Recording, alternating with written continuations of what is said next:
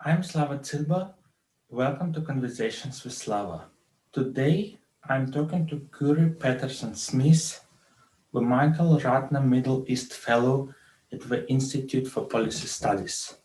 On February 26, you and your colleague Phyllis Bennis published the article Dangerous US Bombing of Syria Worsens Regional Instability and Threatens Iran Nuclear Deal in Common Dreams.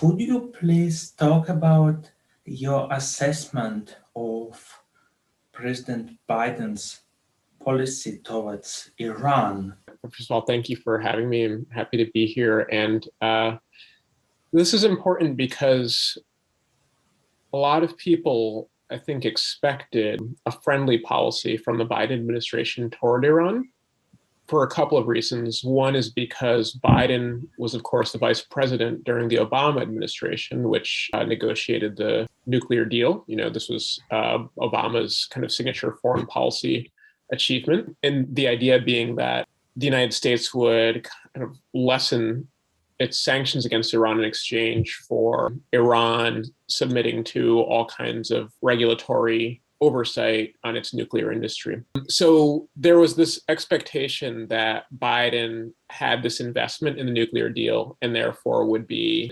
eager to pursue it. After Trump, of course, scrapped it. And that's the other piece, is that the Trump administration took quite a different tack toward Iran.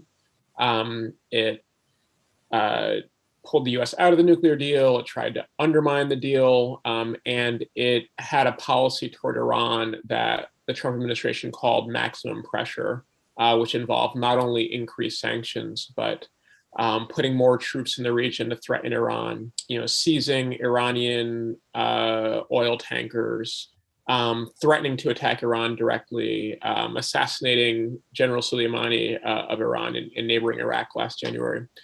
And so the expectation was that Biden would want to distance himself from the Trump administration's approach, and therefore that Biden might be more friendly. What is actually happening is less inspiring. Not only is it the case that the United States has not simply jumped into resuming its seat at the table with the nuclear deal, but actually many of the measures that Trump put in place under maximum pressure actually remain in place under Biden. So, at the moment, it looks like there's a lot more continuity in terms of hostility toward Iran than a big break from the Trump administration. How do you explain it?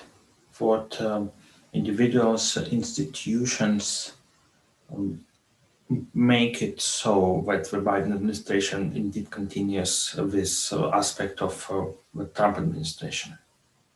Yeah, I think that's an important question. And I do think that as you're getting at, it's worth looking at this beyond the individual approaches of Biden or Trump or even Obama, and stepping back and looking at what's actually been a long history, really, of US hostility toward Iran, arguably starting in 1953 when the US, via the CIA, helped overthrow the democratically elected government of Iran in a coup. And really that since then, it's been a decades-long policy that has involved efforts to control Iranian affairs, of course, supporting a US-backed government until 1979, when that government was overthrown in the Iranian Revolution, a very hostile policy that has involved sanctions against Iran, which have devastated the Iranian population, and so on. So, and then, of course, like this incredible US military presence in the Middle East and efforts to, in various ways over the years, American officials have said we want to rewrite the map of the Middle East, remake the Middle East, et cetera. And having to deal with or identifying Iran as somehow a problem in the US's plans to remake the Middle East. So there's a history here that sets a context that predates Biden and actually predates Trump. And, it is the case, I think, that Trump had a particularly hostile approach to Iran.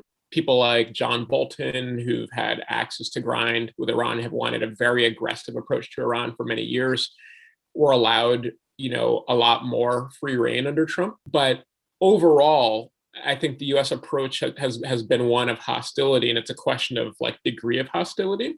And so Biden, unfortunately, seems to be continuing in that pattern.